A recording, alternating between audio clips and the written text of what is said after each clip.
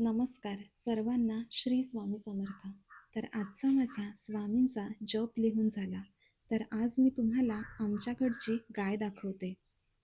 आपण सर्वांनी रोज घरात न चुकता पंचमहायज्ञ करायचे असतात.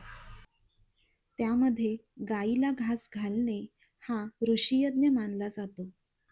तसेच गाईचे शेण व गोमूत्र अलक्ष्मी नाश करण्याचे सर्वोत्तम साधन आहे. एक दिवस जरी आपण गोमूत्र, शेण, दूध, दही, तूप यांचे पंचगव्य प्राशन केले किंवा अंगाला लावून अंघोळ केली तरी अनेक पातकांचा नाश होतो. तर आता आहे शिवजयंती. आपले राजे कसे घडले यावर बोलायचे तरी काय आणि किती आणि कसे. हिंदुत्वाची शान तू, संस्कृतीचा मान तू, मृत्यूलाही आव्हान तू, आम्हा हिंदूंना अभिमान तू. आज ज्या देवामुळे आमच्या मंदिरावर कळस आहे, दाराच्या पुढे तुळस आहे, असे हिंदवी स्वराज्य संस्थापक छत्रपती शिवाजी राजे घडले ते माँसाहेब जिजाऊंमुळेच. सिंदखेड राजा मराठवाडा लखुजी जाधवांच्या कन्या जिजाऊ यांचा विदर्भातील भोसले घराण्यातील शहाजीराजे भोसले यांच्याशी विवाह झाला. जाधव व भोसले घराण्यातील यादवीमुळे जिजाऊंचे माहेर हरवले. सुलतानशाहीने जनता भरडली जात होती. जिजाऊ अंबिकेला, आई तुळजाभवानीला साकडे घालीत होत्या.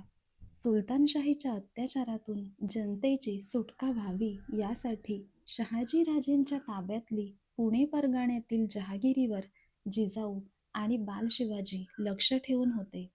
जिजाऊंनी बाल शिवाजीराजे घडविले. संतकथा, रामायण, महाभारत, पुराणातील कथा व त्याचबरोबर नीतिमत्तेचे, व्यवहाराचे दिलेले अनेक धडे.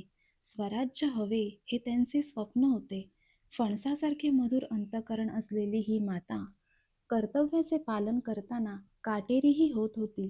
स्वराज्य कसे असावे याचे नियम माँसाहेबांनीच सांगितले.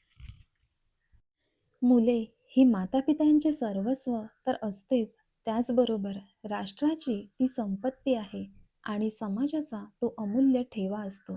राष्ट्रकार्याची मुहूर्तमेढ जिजाऊ साहेबांनी छत्रपतींच्या बालमनातच कोरली.